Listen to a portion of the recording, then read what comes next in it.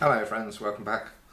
Well, 2 or 3 days after my musical proof from Father God, Peter started telling me many things. He taught me many teachings and about himself and Christ and another Octavius, about Father God. He was telling me many things and it was wondrous, it truly was. And but after a few days of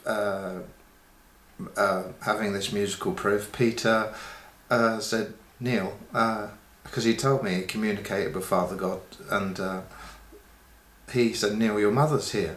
And my mother had passed over when I was 11 years old, 1974, Mary.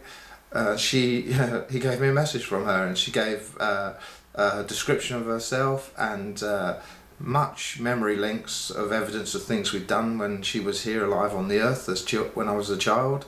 And then a beautiful message about how much she loved me and missed me, and that she was well and happy in the spirit realm. And it was wonderful because I thought of her many times. And that was the first time I prayed, the day after my mother died. I was with my dad driving round to the hill, going to the local shop where I lived, and I thought, please God, look after my mother until I can come to the heaven or the spirit, wherever it is. So that was the first time I ever prayed.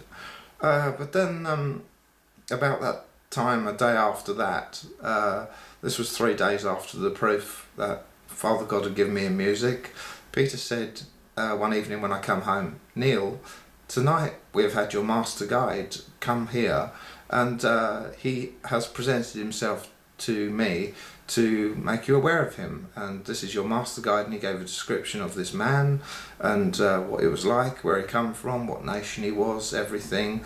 And I thought, fair enough, and that was that. I went away and went to bed, and then come down, and a couple of days later Peter said, Neil, you can also develop such abilities through meditation, as many others here do.